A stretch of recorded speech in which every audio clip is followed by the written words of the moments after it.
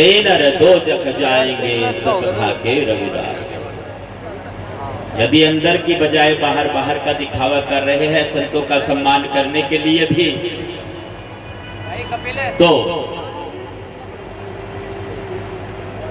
निश्चय ही नरक में जाना होगा। और क्या कहते हैं मालिक, सत भागे रविदास, कि यह मैं बिल्कुल सत कह रहा हूं। सत होता है अकाट्य, शाश्वत, जिसमें बदलाव ना हो। कोई सच कहे बदलाव हो जाता है। अभी इस बालक की उम्र 30 साल है, 5 साल पहले 25 साल थी। सच उस समय 25 था, आज 30 है, और 5 साल के बाद सच 35 वर्ष होगा।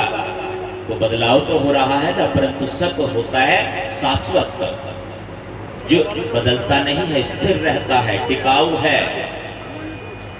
इसीलिए तो गुरु महाराज सतनाम का उच्चारण कराते हैं। और जो शाश्वत सत्य के दर्शन दीदार कराते हैं, जो उससे साक्षात्कार कराते हैं, वो सतगुरु होते हैं। और जिस स्थान पर वो कक्षा लगती है वही तो सत्संग कहलाता है। बाहर से दिखावा नहीं करना है, सम्मान के लिए भी। यह मेरा संदेश है जो डेरा खड़गपुर से संगत जुड़ी है उनके लिए। और जो श्रद्धालु कहीं पटने से बच जाए, जब ये गर्भ से बाहर आता है ना जी, कई बार मैंने कई जगह पर मंच से ये बात दोहराई है। गर्भ में इसमें जीव तो होता है पर श्वास नहीं होता है, श्वास नहीं चलता है। और जैसे ही गर्भ से बाहर आता है तो दो चीजें साथ साथ शुरू होती है, जैसे सिक्के के दो पहलू होते हैं। इसको श्वास आती है, वहां पर पहला श्वास लेता है ये, और श्वास के साथ ही समय शुरू हो जाता है। और जब अंतिम श्वास आती है तब लोग क्या कहते हैं कि इसका समय पूरा हो गया, इतना ही समय था। यानी श्वास के साथ समय भी पूरा हो गया और श्वास के साथ समय भी शुरू हो गया, सिक्के के दो पहलू की तरह। जैसे ही समय शुरू हुआ हमने बांटना शुरू कर दिया। पहले तो लिंग भेद में बांटा, ये लड़का हुआ है लड़की, और उसके बाद धर्म के भेद में, उसके बाद जाति के भेद में। और जाति में भी हमें संतुष्टि नहीं मिली, फिर गोत्र का भेद वहां पर शुरू किया। कितना भेद हो गया, कितना बांटा हमने। इसके बाद डेरों में बांटा, गुरुओं में बांटा। जब हमारे रहबर सतगुरु रविदास जी महाराज है, फिर भी हमने बांटा और हम बंटते गए। और इतने बड़े, इतने टुकड़े हुए कि पूछो मत। पर एक बात और है, कुछ लोग एक होने की बात करते हैं पर झुकते नहीं। कहते एक होना चाहिए पर चर्चा नहीं। एक होने के लिए तो मिलना पड़ता है, मिटना पड़ता है दोनों पक्ष को ही। एक पक्ष के मिटने से, एक पक्ष के झुकने से कुछ नहीं होगा। जब तक दोनों नहीं झुकेंगे, दोनों नहीं मिलेंगे, एक जान तब तक नहीं।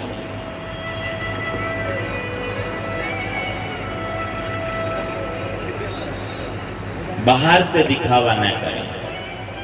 कितना बटेंगे वो, कितने टुकड़े होंगे, और इन टुकड़ों का लाभ कोई और उठाएगा। जो मूल सत्ता रही है, जिसको प्रहरी हमारे संत महापुरुष हुए, उसको खो करके फिर क्या मिलेगा। इसलिए जाग जाइए, जागना होगा।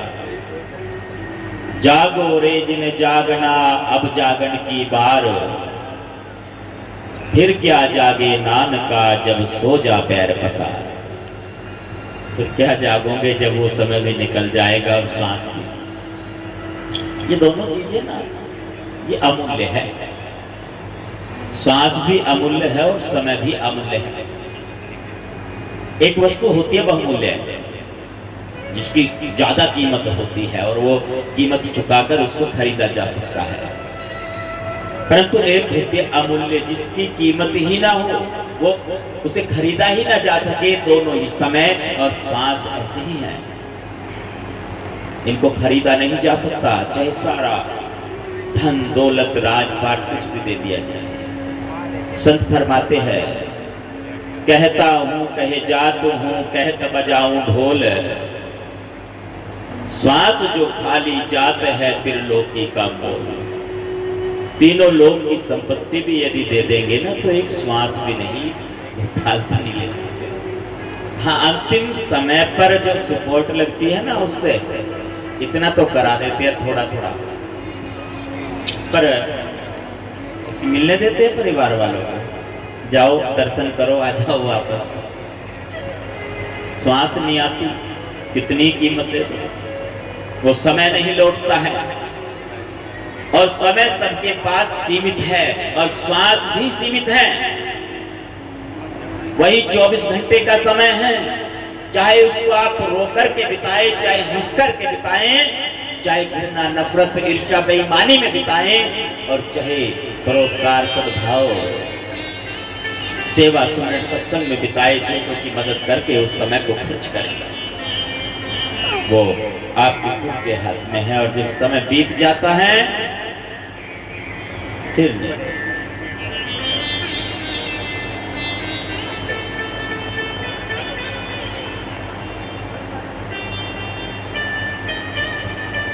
सन 2020 मई को सतगुरु स्वामी समनदास जी महाराज ने यहाँ फरकपुर में ये पौधा लगाया,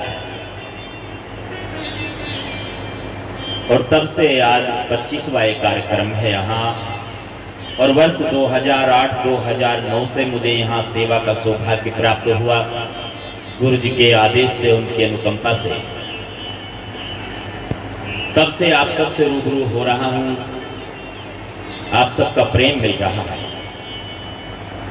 सारी संगत को भी मैं धन्यवाद करता हूँ इस प्रेम के लिए।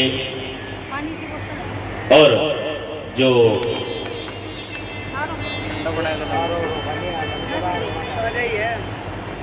यहाँ पर अपना जिन्होंने अभूतपूर्व सहयोग दिया है इस कार्यक्रम के लिए, या आश्रम के लिए, या अन्य सहयोग किया है, उन सबको भी बहुत बहुत धन्यवाद करता हूँ। आपके छोटे छोटे प्रयास से बड़ा कार्य हो रहा है। वैसे मैंने संचालक महोदय को कहा हुआ था, जो अतिथि आए हुए भैया उनको मौका दे देना बोलने। मैं तो रोज बोलता ही रहता हूँ, क्या बोलूँ, मेरे पास शब्द ही नहीं है। तो जो जिनको यहाँ पर हमने बुलाया है, उनका पहला अधिकार बनता है यहाँ बोलने का, कुछ कहते।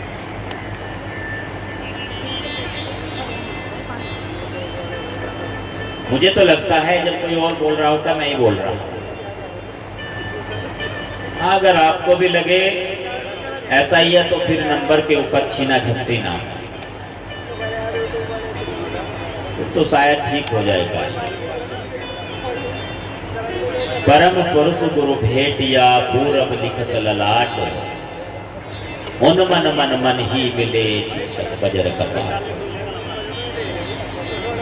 सतगुरु रविदास जी महाराज ने गागर में सागर भरा है मालिक ने। एक एक शब्द का इतना गूढ़ अर्थ है, चाहे पूरी रात बोलते रहो उसी के ऊपर, वो पूरा नहीं कर सकते। गुरु महिमा के विषय में यहाँ पर मालिक हमें आदेश कर रहे हैं कि वो परम पुरुष, वो परमात्मा, वो सतगुरु, उसके दर्शन दीदार तब होते हैं जब पूरा भाग्य उदय होता है। और जिन जिन ने भी उस सतगुरु से, उस मालिक से लो लगाई है ना, सारे कार्य बन गए, सब कार्य हो गए।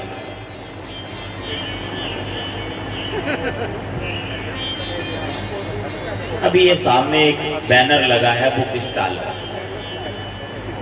इस कार्यक्रम के लिए थोड़ी सी तैयारी चल रही थी और ये 50वीं पुस्तक मैंने पूरी की है। अब तक 50 पुस्तकें प्रकाशित हो चुकी है। इतने विचार कौन सुनेगा, लोग बोर हो जाएंगे। बोले सदगुरुदास महाराज की। ज्यादा पढ़कर भी पागल हो जाता है इंसान, और जब तक पागल नहीं होगा कुछ मिलेगा नहीं। कौन सुनेगा, गड़बड़ हो जाएगा। इससे बेहतर ये है लिख दो, कोई ना कोई तो पढ़ेगा ही, और पढ़ेगा वो जिसके अंदर कुछ चाह होगी। एक छोटी सी कहानी सुना दूं आपको, कई बार दोहराई है मैंने ये कहानी में, आज एक बार और सुन। जब इन्होंने मौका दे दिया, जबरदस्ती बुला कर लाए मुझे वहां से, भाई आ जाओ गुरु जी आ जाओ। मैंने कहा कर रहे देखो चलने दो, काम ठीक चल रहा है, मुझे भी अच्छा लग रहा है। कहने लगे जी आ जाओ। कहते जी 4 साल का उधार है, 4 साल से आपने एक शब्द भी नहीं बोला वार्षिक कार्यक्रम में। मैंने कहा भैया 1 घंटा एक प्रोग्राम का होता है, मेरा 1 या 1.5 घंटा। अब 4 साल का पूरा करोगे दिन निकल जाएगा और मुझे गाली देंगे जो प्रचारक बैठे हैं, गड़बड़ हो जाएगा। इसलिए संक्षेप में कर लेना। ये कहानी वही चिर परिचित है, पहले से ही आपने कई बार सुनी होगी। एक राजा के यहाँ पर इकलौती बेटी है, एक कन्या है और उसके विवाह की तैयारियां चल रही है, स्वयंवर की तैयारी है। राजकुमार आए हुए दूर दराज से, पर स्वयंवर में एक शर्त है। क्या शर्त है? सामने जो तालाब है, जो सबसे पहले उसे पार करेगा उसी के साथ इस कन्या का विवाह होगा, और जिसके साथ विवाह होगा वो राजपाट का मालिक हो जाएगा, सब उसी का है। बहुत नौजवान राजकुमार आए हुए दौड़ पड़े तालाब की ओर, सब ठहर गए वहीं पर, किनारे पर ठहर गए। कोई नहीं तालाब में कूदने को तैयार हुआ। तालाब में बड़े बड़े मगरमच्छ थे, मुंह खोल रखा था उन्होंने। कोई आएगा हमारी भूख मिट जाएगी, शांति मिल जाएगी। और मरने के लिए कौन तैयार होगा, जान है तो जहान है। सब विचार कर रहे हैं, वो कोई नहीं, दर्शक बन गए। और धीरे धीरे दिन ढलने वाला है। सूर्यास्त तक यदि शर्त पूरी ना हुई तो फिर तो अगला स्वयंवर नहीं होता। शर्त पूरी करी। राजा की धड़कनें तेज हो रही हैं। अचानक से किसी के तालाब में कूदने की आवाज आई, छपाक से, और एक नौजवान मगरमच्छ के ऊपर से पांव रखता हुआ तालाब को पार कर गया। तालियां बजने लगी, सभी आश्चर्यचकित थे। राजा भी अपने सिंहासन से उठा, उसकी पीठ थपथपाई कि शाबाश बेटा, तुमने तो कमाल कर दिया, इतनी बहादुर हो तुम।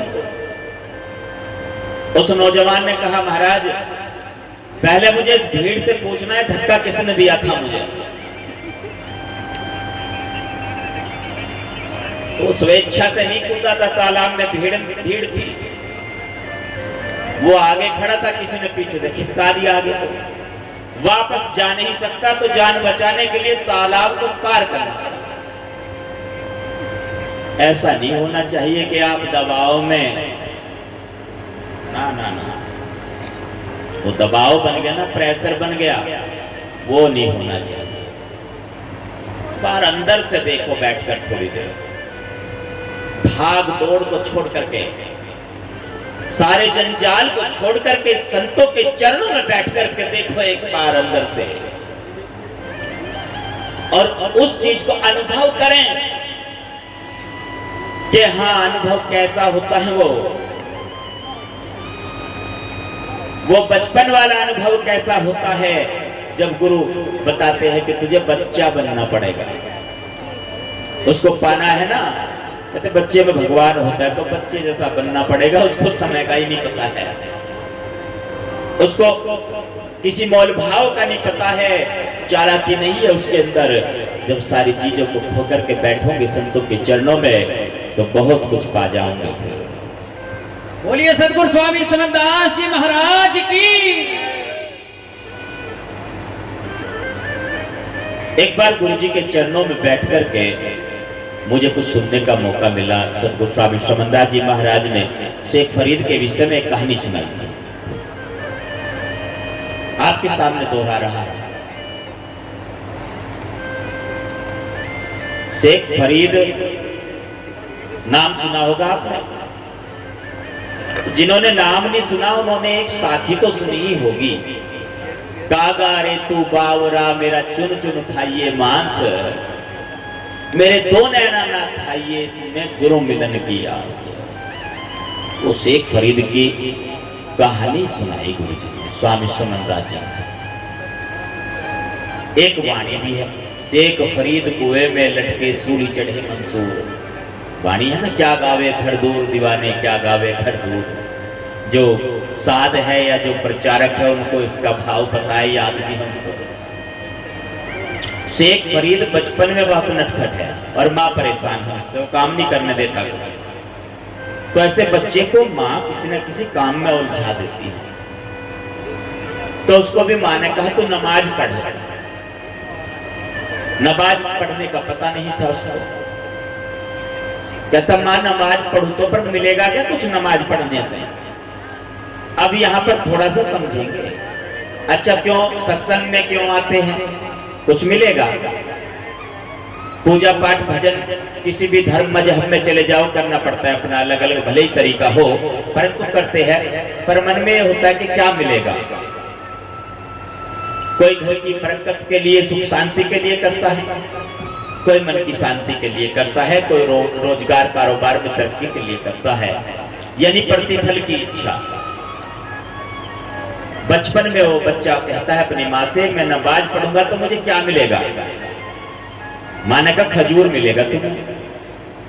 अच्छा खजूर देगा कौन? खुदा देगा खजूर। अच्छा नमाज में कहना क्या है?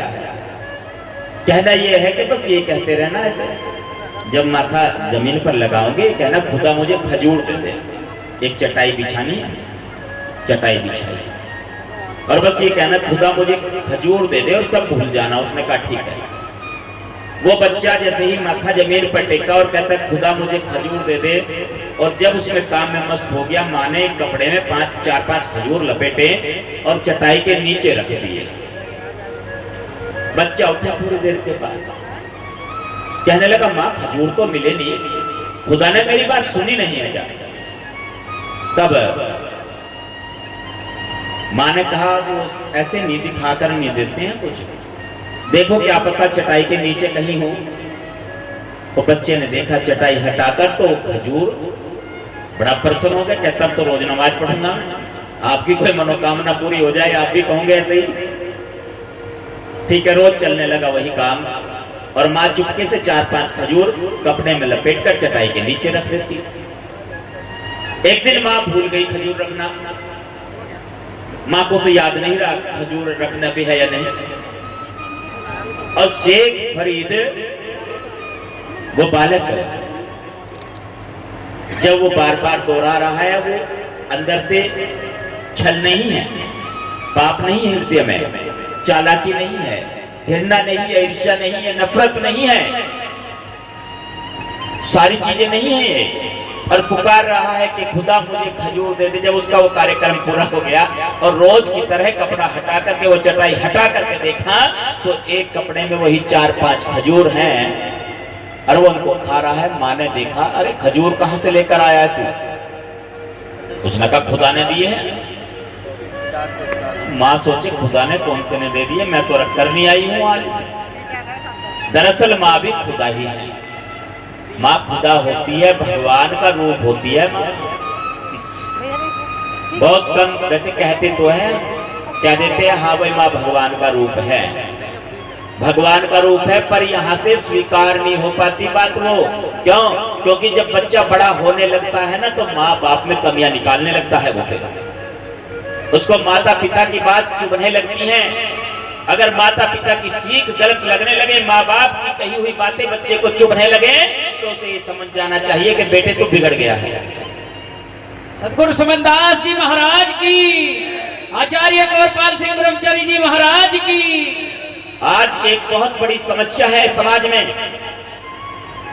हम शिक्षा की तरफ बढ़ रहे हैं, शिक्षा की तरफ बढ़ते जा रहे हैं, परंतु संस्कार घटते जा रहे हैं। शिक्षा के साथ साथ संस्कार भी आवश्यक हैं। बाबा साहब कहते हैं कि शिक्षित बनो, हम कहते हैं शिक्षित करो, परंतु शिक्षा के साथ साथ संस्कार का होना भी अनिवार्य है। यदि संस्कार को हम भूल जाएंगे तो शिक्षा का कोई औचित्य नहीं रहेगा, कोई महत्व नहीं रहेगा। एक माँ, बच्चा तो जवान हो गया, जवान है, और माँ पूछती है बेटा ये क्या है? बगीचे में बैठे बेटे ने बताया ये तोता है। अच्छा, थोड़ी देर बाद माँ ने फिर पूछ लिया क्या है बेटा? बच्चे ने फिर क्या? तोता है। फिर पूछ लिया माँ ने तीसरी बार ये क्या है? लड़के ने कहा माँ पागल हो गई है क्या? तोता है। फिर पूछ लिया माँ ने बेटा ये क्या है? अब की बार तो गुस्सा बहुत ज्यादा आ गया, कहने लगा माँ क्या बात कर रही है तू? तोता है, कई बार बता चुका हूँ, कितनी बार बताया तोता है तोता है तोता है, समझ नहीं आता, बुढ़ापा आ गया तुझे, सटी आ गई है तू। माँ ने कहा बेटा बुढ़ापा आ गया, मुझे भी पता है ये तोता है। बचपन में तूने मुझसे 1000 बार पूछा ये क्या है, मैंने तुझे 1000 बार बताया कि ये तोता है। अब तू 4 बार में ही हो गया कार्य। संस्कार कहाँ चले गए हमारे? एक और विशेष बात मैं माताओं बहनों से, भाई बुजुर्गों से करना चाहता हूं। यदि आपका बच्चा एकांतवास करने लगे, आपका बच्चा मोबाइल लेकर के किसी कोने में बैठने लगे, तो आपको सावधान होने की जरूरत है। यदि ऑनलाइन पढ़ाई के चक्कर में वो एकांतवास कर रहा है तो सावधान हो जाइए, कहीं शिक्षा के चक्कर में संस्कार ना बिगड़ जाए। और अगर संस्कार बिगड़ जाएंगे तो गड़बड़ हो जाएगा। बहुत सारी डिग्रियां हो, उसको शिक्षित नहीं माना जाएगा, चाहे व्यक्ति अंगूठा छाप हो और उसके अंदर संस्कार हो, व्यवहारिक ज्ञान हो, तो वो ज्यादा महत्व रखता है, उसकी योग्यता ज्यादा है उस डिग्री वाले से। माँ ने कहा कि मैंने तो खजूर नहीं रखे। खजूर कौन सी खुदा ने रख दी है? अभी खुदाई है ना, यही बात चल रही थी, प्रश्न तो यही था। बच्चे ने कहा खुदा तो रोज खजूर देता है मुझे, उसी ने रखे हैं खजूर। अच्छा, कोई बात नहीं है। वहां को सोच, बाहर से तो बच्चा बाहर नहीं गया है, बाहर से कोई अंदर नहीं आया, खजूर किसने रखे? वो हृदय की पुकार थी। जवान होकर के शेख फरीद ने घर छोड़ दिया और किसी संत की शरण में जा गया। वहां के आश्रम कठिन नियम बहुत कठिन थे। रोज ड्यूटी बांट रखी थी अलग अलग। आज तुम्हारी ड्यूटी है, जो खाना बनाएगा हुक्का भी वही भरेगा, हुक्का पीने की आदत थी संत जी को। और लेट नहीं होना चाहिए, खाने के तुरंत बाद हुक्का चाहिए। अगर लेट हो गया तो एक आवाज लगेगी, दूसरी लगेगी, तीसरी पर नहीं पहुंचा तो डंडा तैयार है। होना भी चाहिए, चाहे गृहस्थ हो चाहे साधु हो। ये जो चल रहा है ना सिस्टम, ये 2 तरीके से चल रहा है सृष्टि, एक नाद से एक विंद से। विंद से चल रहा है घर गृहस्थी वाला संसार और नाद से चल रहा है साधुओं वाला संसार। जो साधु नाद यानी शब्द दे करके शिष्य को तैयार करते हैं, वो तो चाहे वो वाली लाइन हो चाहे गृहस्थ वाली लाइन हो, दोनों चीजें जरूरी है। ताड़न भी जरूरी है और लाड़न भी जरूरी है। लाड़ प्यार अपने जी से ज्यादा करो, पर अगर गलती करता है ना, चाहे वो शिष्य है और चाहे वो आपकी संतान है, सेवा पानी का इंतजाम दे रखो। फिर स्वामी जी ने कई चेलों पे सोटे तोड़ दिए बजाते बजाते। एक दिन कह रहे थे तू लेट आया मेरे पास, मैंने कहा ठीक है, आपकी कृपा है बस। कहते नंबर बहुत का लगाया मैं, मालिक आपकी कृपा है, मेरे से कोई ऐसी भूल ना हो, ऐसी गलती ना हो कि आपकी शान के खिलाफ कुछ हो जाए। यही मेरा प्रयास कदम रहता है, आज भी रहता है। तो गुरु को तो आदत थी, वो तुरंत होके किए। और उस दिन शेख फरीद का नंबर था और जो और शिष्य थे वो ईर्ष्या कर रहे थे। बरसात की मौसम है, जैसे ही भोजन परोसा गया, अग्नि बुझा दी गई कि अब हुक्का कहां से भरेगा। जैसे ही शेख फरीद ने जाकर के देखा अग्नि नहीं है चूल्हे में, वो दौड़ करके गांव की ओर गया। कहीं पर धुआं उठ रहा था और एक माई चूल्हे में फूंक मार रही थी। और शेख फरीद ने कहा कि माई आग चाहिए, आग दे दो। और वहां पहले ही धुआं ज्यादा फैला हुआ था। माई ने कहा आंख फोड़नी पड़ती है आग के लिए, तू फोड़ेगा क्या? उसने कहा हाँ फोड़ दूंगा। चिमटा उठाया, अपनी आंख निकाल दी, माई को दे दिला, अब आग दे दे। माँ ने सोचा वैसे ही कर रहा है, मजाक कर रहा होगा। माई बेहोश हो गई। आग लेकर के दौड़ा आया, आंख में पट्टी बांध ली। दर्द बहुत ज्यादा था, पीड़ा बहुत ज्यादा थी। और जब गुरुजी ने आवाज दी कि फरीदा कहाँ है, दूरी पर था थोड़ा के आया गुरुजी। दूसरी आवाज दी, तीसरी आवाज में पास पहुंच गया और होके पर चिलम रखी। लोग देखा रे तेरी आंख में क्या हो गया? उसने कहा कुछ नहीं, थोड़ा झाड़ी लगी थी। अच्छा। गुरुजी तो सो गए और शेख फरीद को नींद ना आए पूरी रात, दर्द बहुत बेहिसाब था। सुबह ही वो माई आंख लेकर के आई कटोरी में। आश्रम पर के गुरु तो बहुत पहुंचे हुए संत है, अगर उनको पता चलेगा बड़ा गड़बड़ हो जाएगा। गुरुजी आपका चेला आंख दे गया था निकाल करके अपनी। अच्छा, बुलाया, फरीदे कहाँ है? आया फरीद और पूछा ये क्या हुआ, पट्टी हटाओ। कहता नहीं गुरुजी पट्टी नहीं है। हटाओ पट्टी। गुरु का वचन होता है, संतों की आज्ञा होती है, उसको काटा नहीं जाता। जब हो जाए तो उसको जो का तो मान लेना चाहिए। फिर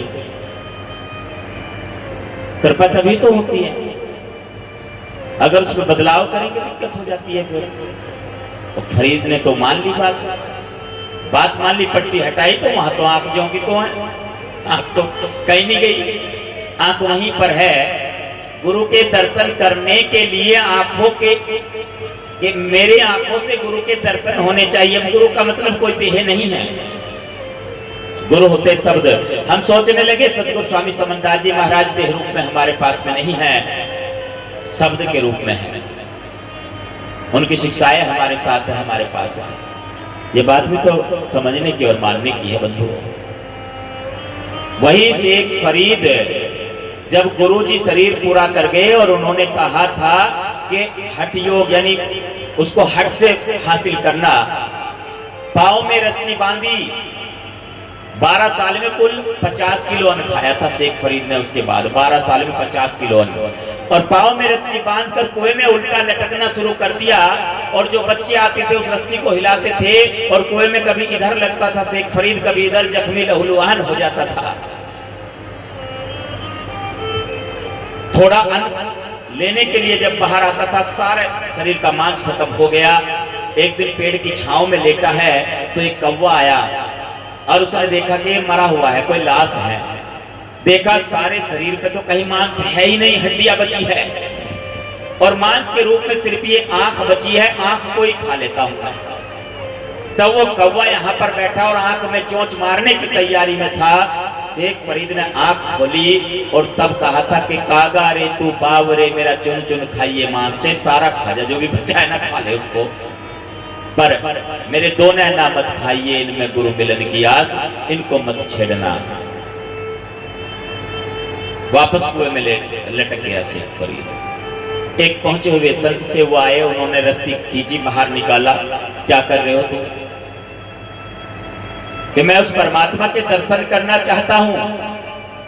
अच्छा, और तुम कौन हो, मुझे बाहर क्यों निकाला? उसने कहा मैं परमात्मा हूं, खुदा हूं, और तुम दर्शन करना चाहते थे इसलिए बाहर निकाला तुम्हें। उसने कहा गलत बता रहे हो आप। परमात्मा वो तो निराकार है, उसको तो देखा नहीं जा सकता, और तुम दिखाई दे रहे हो, तुम परमात्मा कैसे हो सकते हो?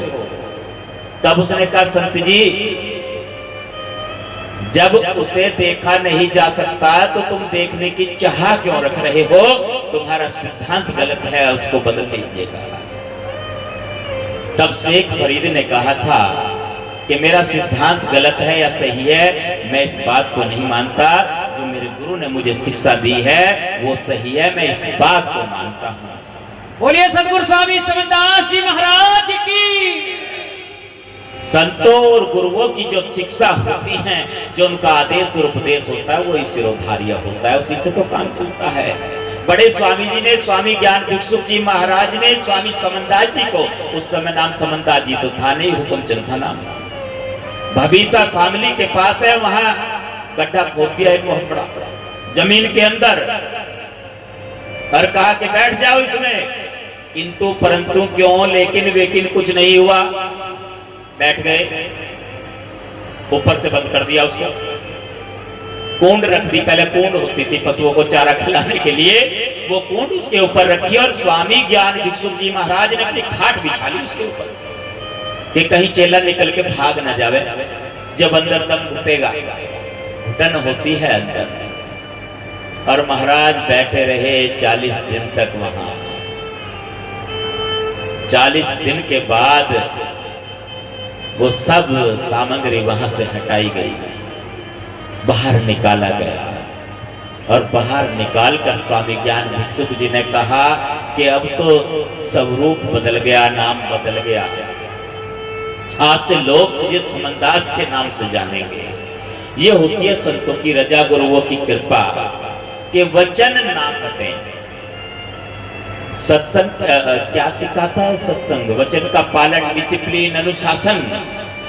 यदि अनुशासन है तो समझ लीजिए काम चल रहा है, सारा कार्य बन गया। और यदि अनुशासन से आप हिल रहे हैं तो गड़बड़ हो जाएगा कार्य, हिले ना, स्थिर हो जाए।